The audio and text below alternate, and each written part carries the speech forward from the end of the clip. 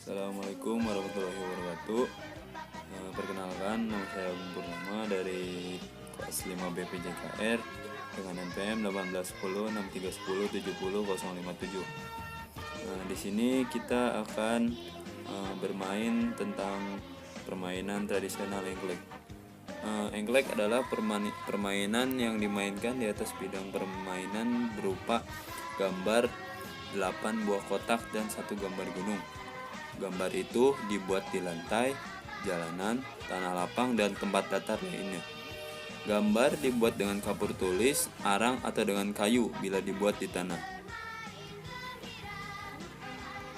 Permainan ini dimainkan sendiri atau bersama dengan pemain lainnya. Untuk mengundi urutan permainan dilakukan home pimpa atau switch. Untuk main engklek itu sendiri, pemain harus memiliki sebuah gaco, biasanya berupa potongan genteng atau batu yang pipih.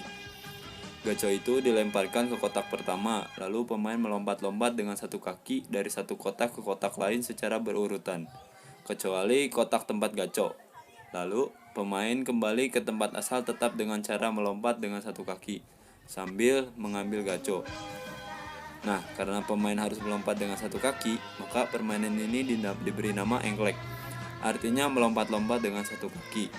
Tetapi ada juga yang menyebutnya permainan taplak gunung, sudamanda, atau sondamanda. Selanjutnya, pemain melemparkan gaco ke ruang kedua, ketiga, dan seterusnya sampai selesai.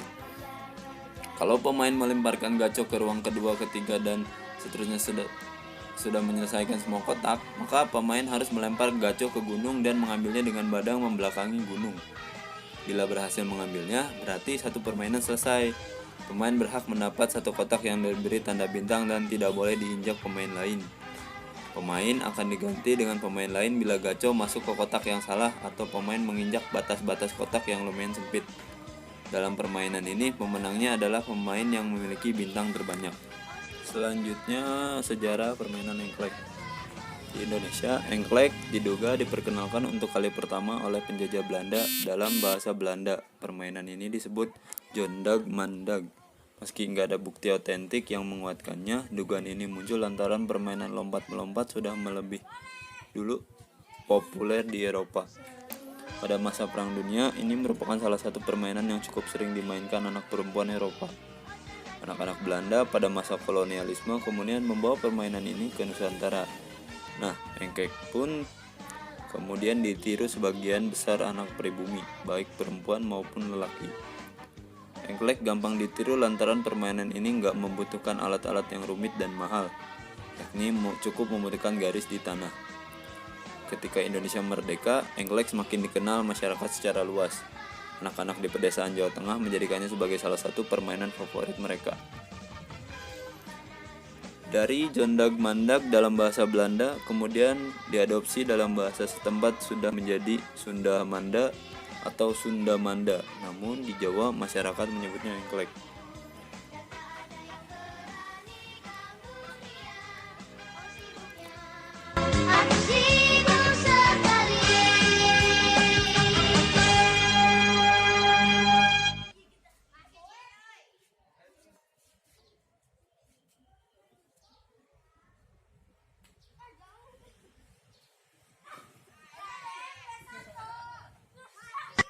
Seluruh kota merupakan tempat